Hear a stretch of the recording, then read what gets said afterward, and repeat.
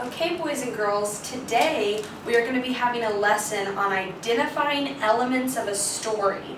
So I'm going to think to myself, what are the elements of a story? What does that mean, elements? And I think elements are the setting, the characters, the events, and the problems and resolutions in a story. So let's look at each of these for a second. What do we know about setting? I know that setting is where a story takes place. So when we look for the setting of a story, we're looking for where the story is taking place or happening.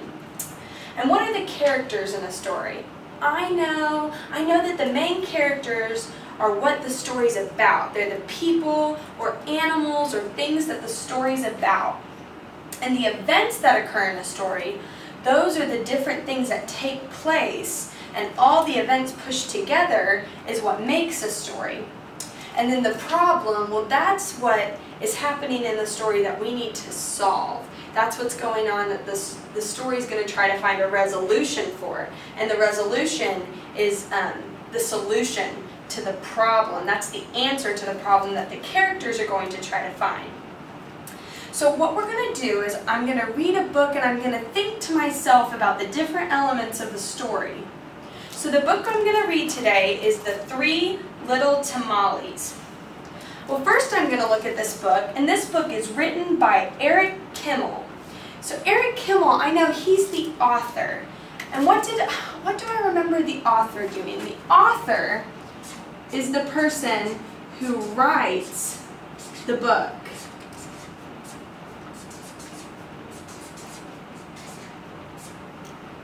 Eric Kimmel, he's the author. And this says, illustrated by Valeria Docampo. Now, illustrated, I know that illustrated means that she wrote the pictures. Valeria Docampo wrote the pictures.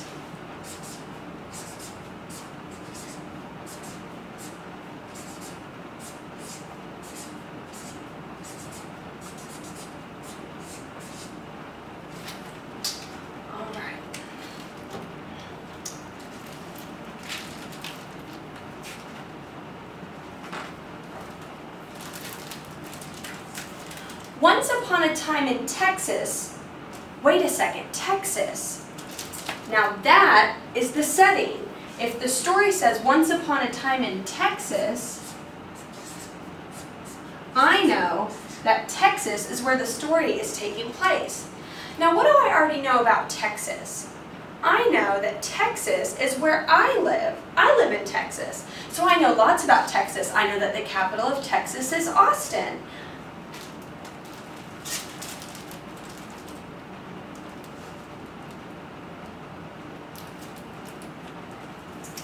So once upon a time in Texas, there lived a couple known to all as Tio Jose and Tia Lupe. Tio Jose and Tia Lupe owned a taqueria, a little restaurant. Everyone said that Tia Lupe made the best tortillas and tamales in all of Texas. So there we have two characters, Tio Jose and Tia Lupe. So I'm going to write them right here by characters, because I'm assuming that since they're named in the book, they're going to be some of our characters.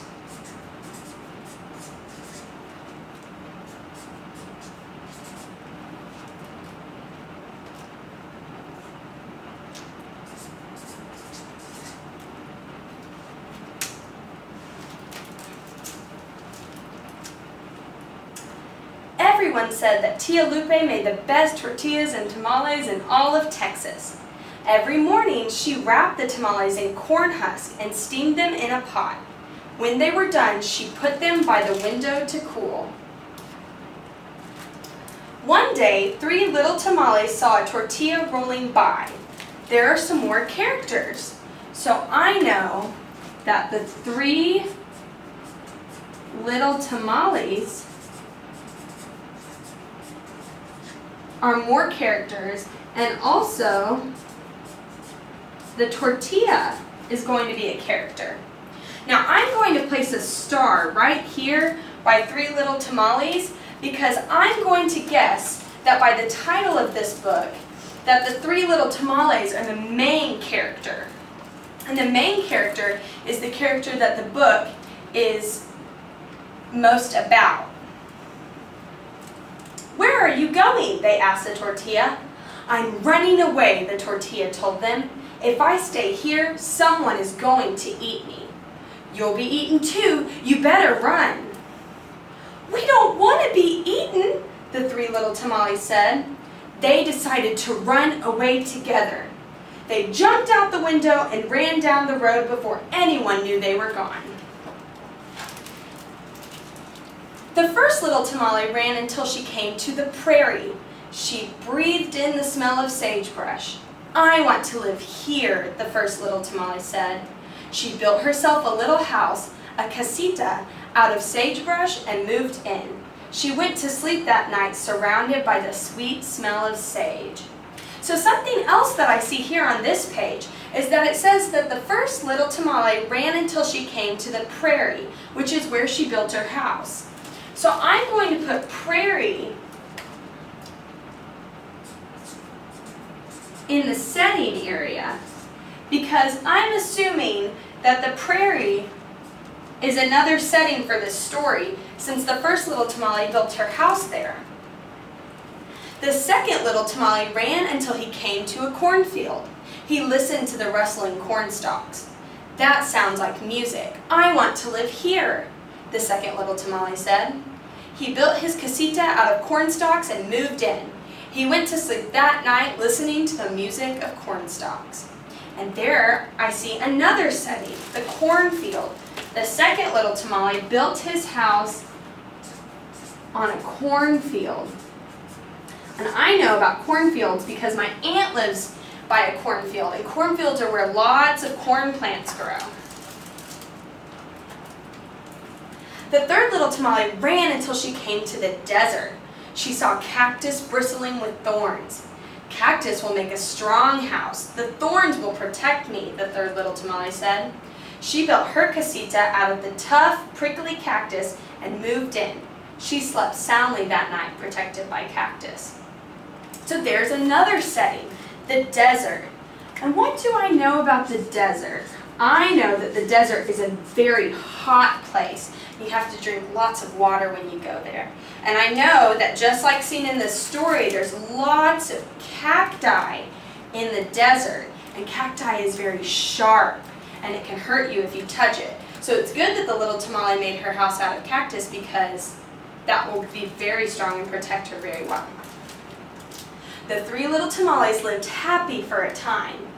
Then one day, who should come trotting by but Señor Lobo, the big bad wolf.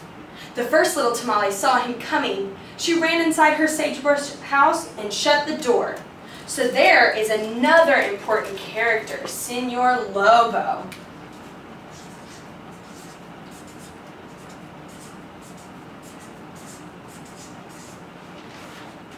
And he is what we call the villain of the story. And the villain is the person who is trying to do something bad to either harm or trick the main characters.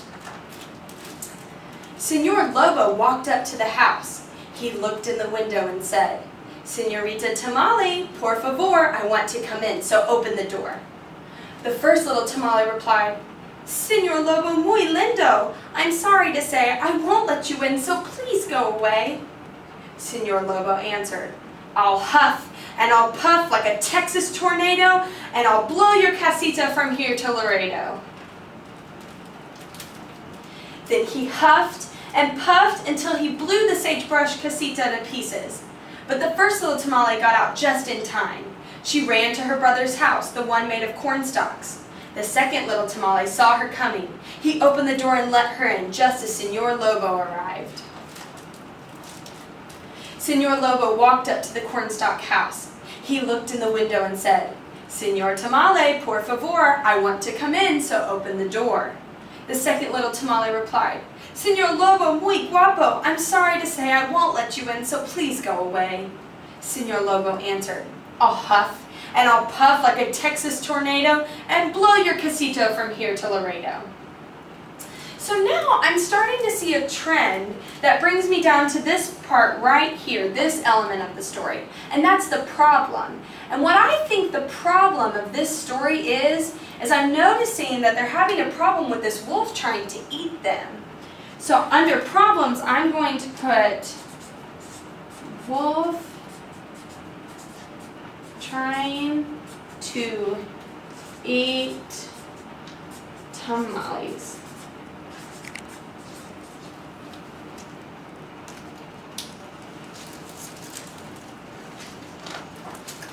Then he huffed and puffed until he blew the cornstalk casita to pieces. But the two little tamales escaped just in time. They ran to their sister's house in the desert, the one made of cactus. The third little tamale saw them coming. She opened the door and let them in just as Senor Lobo arrived. Senor Lobo walked up to the cactus house. He looked in the window. He knocked on the door. "Ow!" he yelled as a cactus thorn stuck him.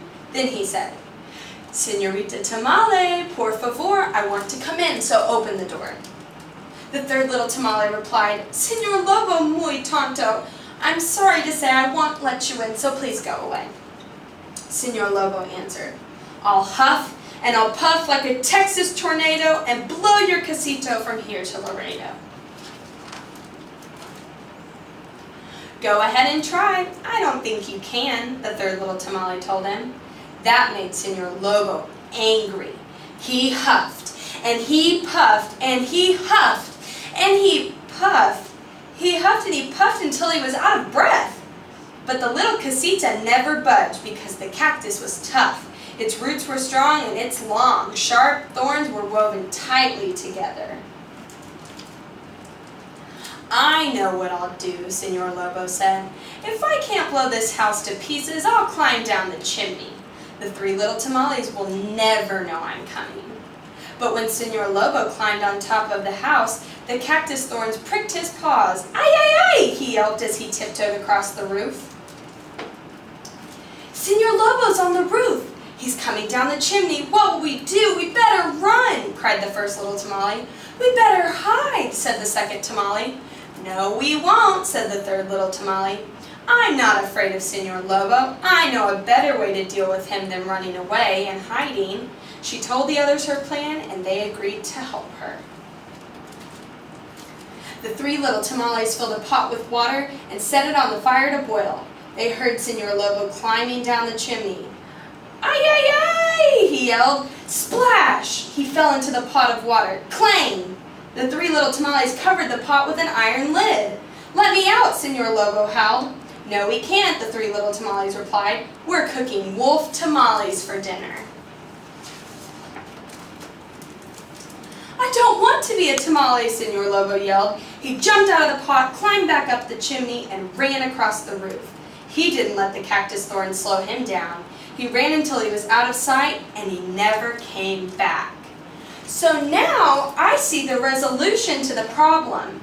The problem of this story was that the wolf was trying to eat the tamales, but the resolution would be that the tamales trapped.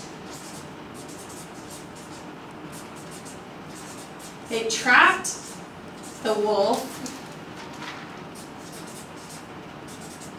and scared him away.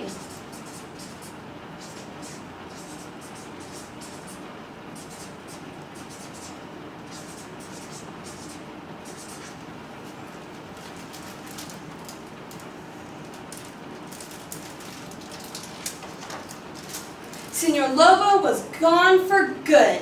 The three little tamales never had to worry about him again. So they had a fiesta and invited all their friends to celebrate. And who were the friends that came to the fiesta of the three little tamales? Why, the runaway tortillas, of course. And that's the end of the book. Well, now what I want to do, since I found the setting, characters, problems, and solutions, I'm going to think back through the book and think about the important events that made up this book. So I'm going to think that the most important event in the beginning of the book was that the three little tamales ran away.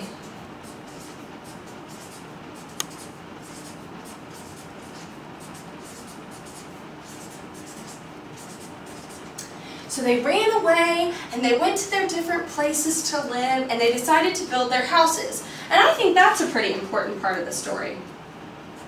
So I'm going to say they built their houses.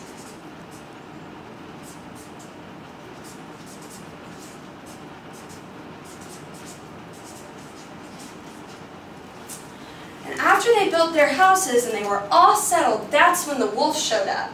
And the wolf tried to blow down the first 2 tamales' houses. So that's what I'm going to say.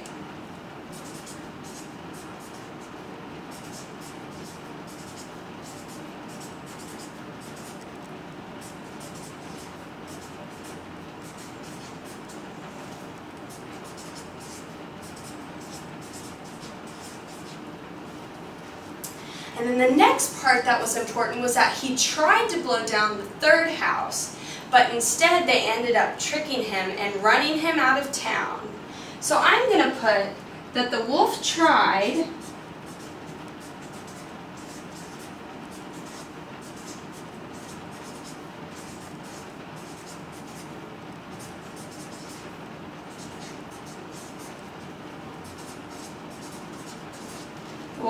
to blow down the 3rd house, but they tricked him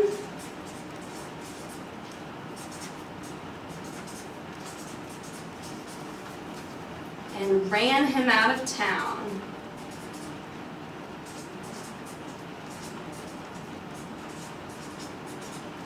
And for the most part, I think that those 4 events will be the most important events of the story. So I'm going to look at those events again.